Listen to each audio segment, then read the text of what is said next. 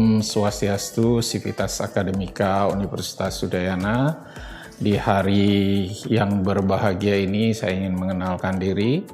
Saya Imadi Agus Gelgel Wirasuta, dilahirkan di Desa An, Kabupaten Klungkung pada tanggal 20 April 1968 di hari Sabtu Canis Care Pon.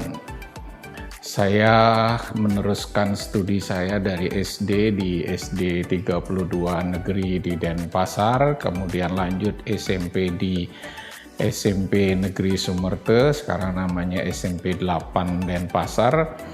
Kemudian saya meneruskan pendidikan saya di SMA Negeri 4 Denpasar. Saya angkatan ketiga di sana, tahun 84 saya masuk di SMA. Saya selesai tahun 87. Setelah itu saya lanjut menempuh pendidikan di ITB tahun 1987 di program studi farmasi. Kemudian setelah selesai dari ITB sebagai apoteker tahun 1993, saya melamar jadi dosen di Udayana dan diterima sebagai dosen Udayana dengan SK mulai TMT bulan Februari 1994. Saya lanjut pendidikan magister saya tahun 95. Kembali ke ITB untuk mengambil program di bidang farmasi analisis. Kemudian saya mendapat tugas dari ketua program studi kimia saat itu untuk memperdalam kimia forensik.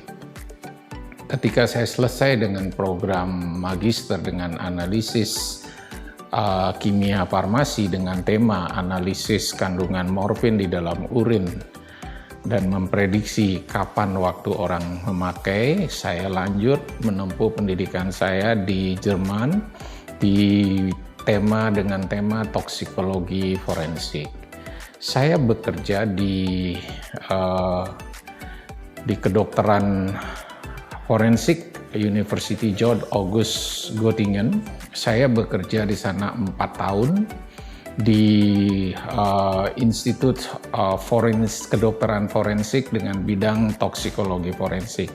Saya menyelesaikan doktor saya sebagai eksternal promosi di Universitas Hamburg di jurusan Institut Farmasi, sehingga saya lulus bekerja di Institut Kedokteran Forensik, lulus di Institut Farmasi University Hamburg. Nah, saya selesai dengan mengerjakan tema riset yang berjudul Optimation interpretasi dari pemakaian heroin. Nah, setelah saya selesai pada tahun 2004, begitu saya selesai ada kasus kematian almarhum Munir. Saat itu saya mulai dilibatkan di Indonesia dan dikenal sebagai ahli toksikologi forensik. Saya bekerja dengan kasus Munir pertama kali, kasus yang sangat besar, di mana saya terlibat dari melakukan penyidikan, kemudian menginterpretasi dari temuan analisis yang dikerjakan di Den Haag, kemudian kita lakukan analisis lanjutan di Tukwila, USA, Amerika. Saat itu saya bertugas untuk menginterpretasi time intake, kapan sih racun itu masuk ke dalam tubuh Munir. Syukur alhamdulillah, astungkare de betare swece, saya bisa menyelesaikan tugas berat yang dihadapi oleh negara saat itu, sehingga negara terlepas dari ancaman resolusi Dewan Keamanan PBB yang ada saat itu. Mulai tahun 2005 saya kembali bekerja di Universitas Udayana, ditugaskan untuk membangun jurusan farmasi. Sejak itu saya menjadi staf jurusan farmasi, membangun jurusan farmasi yang baru lahir. Kemudian tahun 2008 saya ditunjuk untuk menjadi ketua jurusan farmasi dengan target yang sangat besar. Jadi sekitar tahun 2009 kami bisa mengakreditasi farmasi, bisa terakreditasi B, Kemudian tahun 2010 kita bisa membawa farmasi memiliki jurusan program studi apoteker, di mana Fakultas MIPA memiliki prodi yang sangat cepat dan berkualitas. Kemudian saya berkiprah di toksikologi forensik tingkat nasional. Kasus-kasus besar seperti kasus Munir, kasus kematian Mirna, kasus Novel Baswedan itu pasti melibatkan dari analisis toksikologi forensik. Saya banyak dilibatkan. Saya juga diminta sebagai Komite Nasional Penggolongan Narkotika Psikotropika di nasional dengan kasus-kasus narkotika.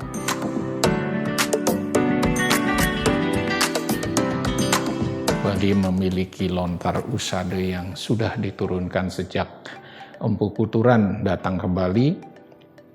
Saat itu Bali memiliki yang namanya Materia Medica of Herbal yang disebut dengan Taru Permana.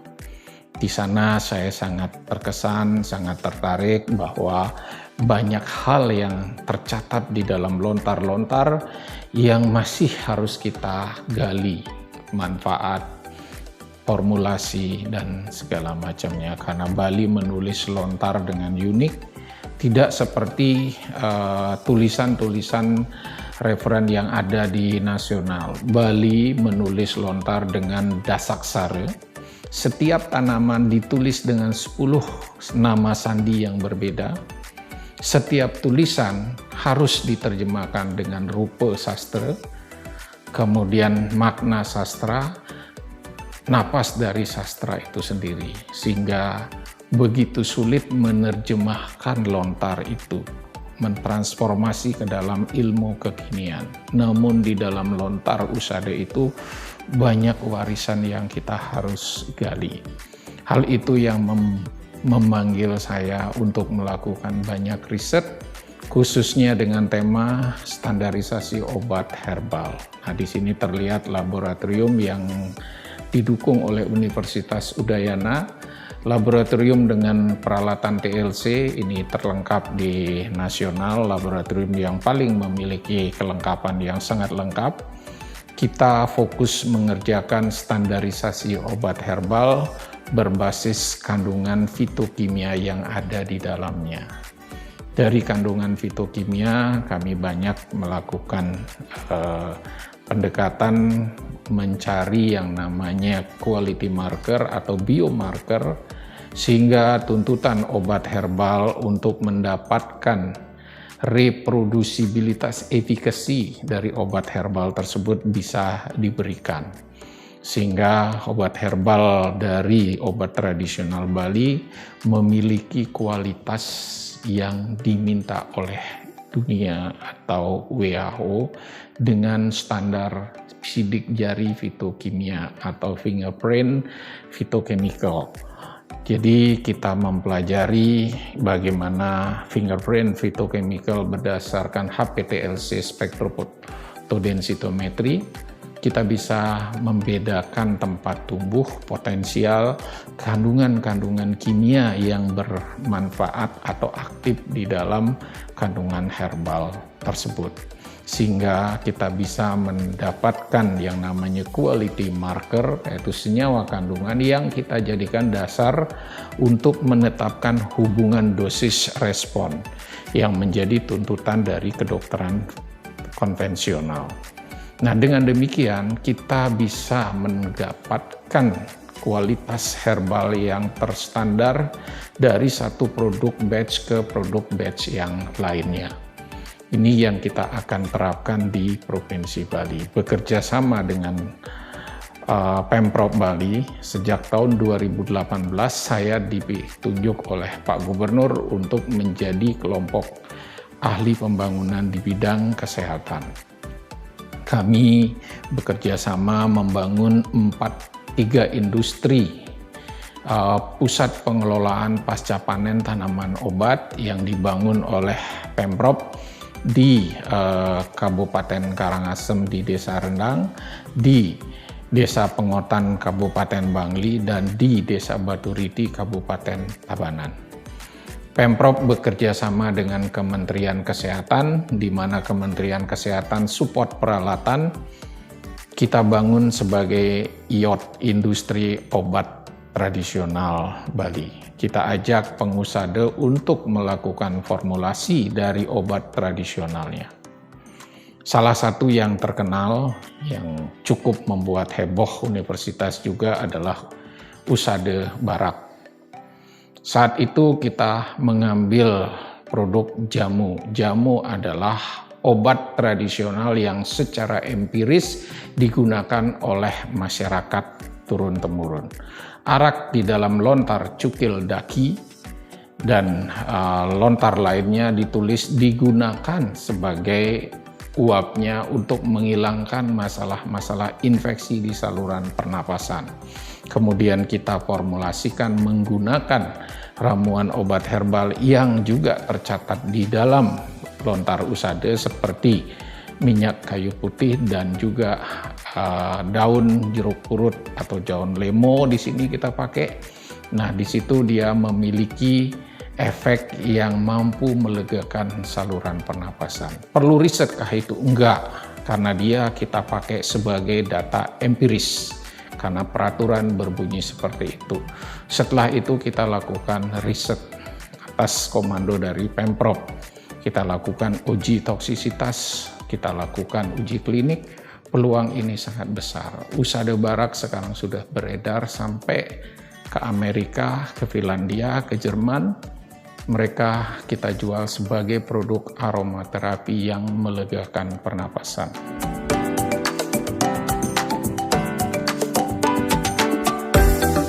Bali memiliki potensi. Udayana akan menjadi pondasi penggerak dari pengembangan riset obat herbal.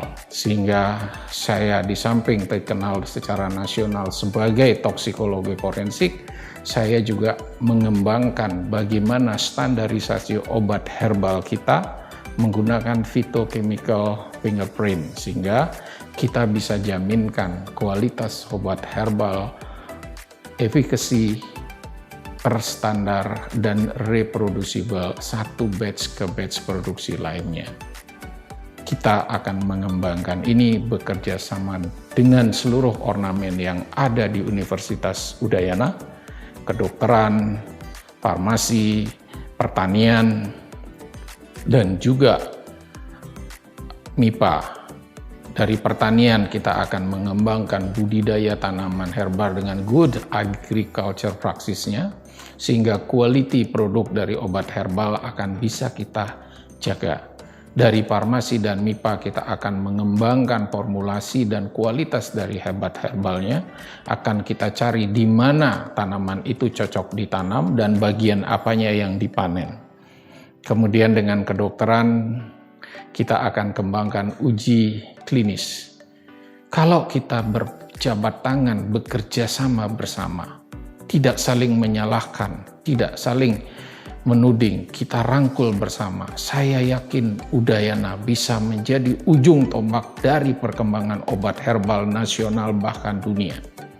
Dengan kekuatan analisis drug aided computer design, di mana ahli di farmasi banyak yang menguasai, kita bisa prediksi pharmacological effect dari setiap aktif obat yang ada di dalamnya. Seperti publikasi saya terakhir, bagaimana andrograpolids bekerja sebagai anti-aterosklerosis yang bekerja pada reseptor VCAM, ICAM, berinteraksi dengan reseptor tanpa kita harus buktikan menggunakan hewan, di mana keterbatasan dari laboratorium kita buktikan semua berdasarkan in silico dan uji preklinik yang kita miliki. Ini adalah kekuatan besar bagi Universitas Udayana untuk maju. Saya undang teman-teman semua untuk berkolaborasi, membangun Udayana, membangun Bali bersama, dan membangun Indonesia dengan kekuatan obat herbal. Saya akhiri, Om Santi Santi Om.